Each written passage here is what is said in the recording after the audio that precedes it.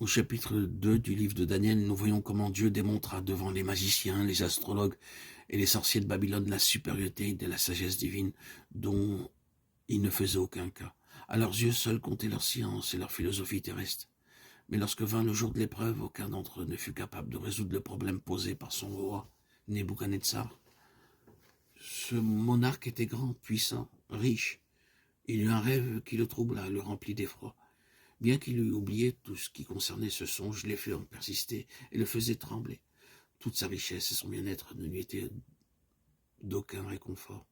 Tous les hommes de ce monde sont mis à l'épreuve de la même manière. Il leur est donné de remporter des victoires et de fonder des royaumes. Pourtant un jour, lorsqu'ils sont confrontés à la mort ou quelque autre situation terrible, l'effroi s'empare d'eux et les tourmente jour et nuit.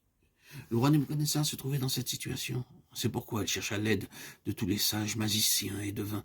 Il était disposé à accorder n'importe quelle récompense à quiconque pourrait lui indiquer la teneur du rêve et l'expliquer. Cette demande était motivée non par la curiosité, mais par la peur. Il arrive fréquemment que les gens rêvent, ils oublient tout ce qui s'y rapporte et ne s'en préoccupent pas. Cependant, le rêve en question était tellement extraordinaire que le roi ne pouvait plus être heureux ou manger comme à l'accoutumée. Pendant des années, Nebuchadnezzar avait entretenu de nombreux sages à sa cour, aux frais du trésor royal. Or, il advint que le roi se trouva dans une situation difficile, et ces hommes furent incapables de répondre à sa question. Ils déclarèrent que nul n'était en mesure de lui raconter le rêve et de l'expliquer. Assurément, il aurait été impossible d'indiquer au roi la teneur d'un rêve qu'il avait oublié. Seul Dieu pouvait le faire jusque-là. C'était correct, mais lorsqu'ils s'exclamèrent « Comment Dieu peut-il habiter parmi des êtres humains ?» il apparut à quel point ces hommes étaient complètement aveugles, ignorant totalement cette grande vérité que le Dieu puissant et saint peut vivre au milieu de son peuple, et qu'il le fait. Par la venue du Seigneur Jésus-Christ sur cette terre en tant que Fils de l'homme, cette vérité est devenue très simple et très facile à comprendre. Nous lisons dans l'évangile de Jean, au commencement était la parole était Dieu. Et la parole a été faite chair, et elle a habité parmi nous. Jean 1, 14. Nous savons ainsi que Dieu est venu pour vivre parmi nous. Mais seuls ceux qui sont habités par l'Esprit Saint peuvent le comprendre.